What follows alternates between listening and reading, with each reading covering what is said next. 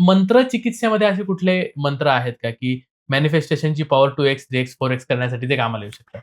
ही power फक्त तुझ्या आणि तुझ्या मनामध्ये आहे. बरं. आपण मंत्रचिकित्सा का करतो? तर हं. आपण जे म्हणतो मंत्र, कोणताही मंत्र तू बघ, हं. ओम अच्युताय अनंताय गोविंदाय नमो नमः. हं.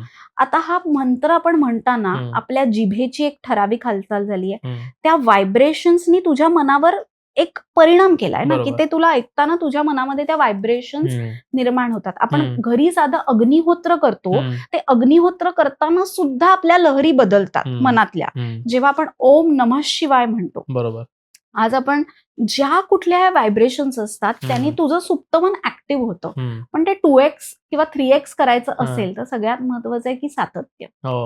कोणतीही गोष्ट एका दिवसात साध्य होणार नाहीये. हं. तुला मॅनिफेस्टेशन करायचंय, हं. तर ते मॅनिफेस्टेशन पण असं हवं की ते तुला योग्य हवं. हं. म्हणजे आज जे तुला या 6 महिन्यात अचीव्ह करायचंय हं. असा विजन बोर्ड तुला करायचा आहे त्या हं. मॅनिफेस्टेशनसाठी. आता मंत्रचिकित्सा तू म्हणशील, तर आज आपण पूर्वीपासून असं बघत आलोय की काही आपण घरामध्ये सुद्धा रोज संध्याकाळी शुभंकरोती का म्हणतो? का हं. प्रार्थना करतो? हं.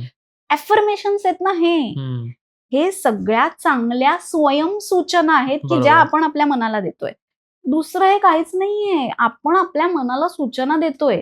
कारण आपण काय करतो, की आपण एखाद्या गोष्टीवर विश्वास ठेवतो. हं. आपण जेव्हा विश्वास ठेवतो ना, हं. आपले आई-बाबा हं. आपल्यासाठी विश्वासाचं एक मोठं रोल मॉडेल असतात, हं. हं. की मला काही झालं तर माझे आई-बाबा माझ्यासाठी धावत येणार आहेत. हं. हा विश्वास आपल्या सबकॉन्शियस माइंडवर काम करत असतो हं. आणि तो विश्वास खूप महत्वाचा असतो आणि ग्रेट. हा विश्वास आपल्याला मंत्रचिकित्सेतनं मिळत असतो.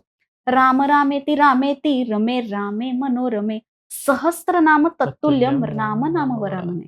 आज प्रभू श्रीरामचंद्रांच्या नावातच ही ताकद आहे, हं. की आज जे दगड असतात ते पाण्यावर तरंगायला लागतात हं. श्रीराम या नावाने.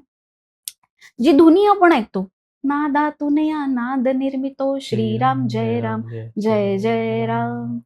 हे काय आहे? हं. आज आपण गोंदवल्याला जेव्हा जेवायला जातो, हं. तिथला जो प्रसाद असतो, हं. म्हणजे जे प्रसादाचं जेवण असतं, हं. त्याची तुलना कशाशी होऊ होऊ शकेल? शकत नाही. कारण आपले जी इंद्रिय आहेत ते हं. ग्रहण करतात. कारण हं. तेव्हा आपलं मन फ्रेश असतं. बरोबर. मन फ्रेश असलं, आपण आपोआप आनंदी असतो. क्या बात है! मन निराश असेल, आपण डिप्रेस्ड असतो, दुःखी असतो. हं.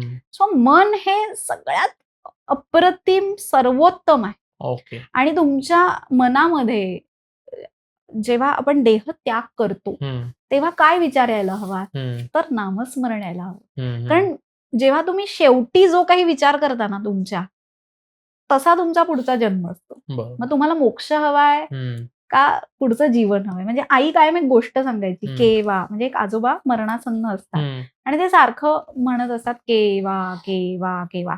तर सगळ्यांना काय वाटतं, केवढ्याचं उत्तर आणा का? हं. काय हवंय? हं. मुलगी आली नाहीये का? तर ते काय म्हणत असतात, वासरू केरसुणी खातंय. बरं.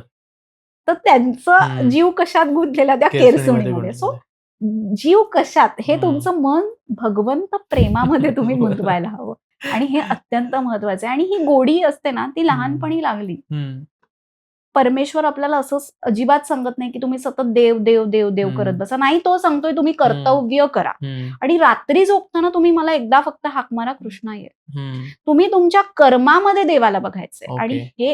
हाच काळाचा संदेश आहे, हं. की आता तुम्ही सतत नामस्मरण नाही म्हणजे मनामध्ये करा, पण तुम्ही हातामध्ये माळ घेऊन हं. एकदा दिवसातनं अर्धा तास कराल. हं. पण दिवसभर तुम्हाला तुमचं कामच करायचंय. एका हं. गृहिणीचं काम काही आपल्या मुलांना चांगलं जेवण देणं. हं. पुरुषाचं जे कर्म आहे, की घरासाठी उभं राहणं. हं.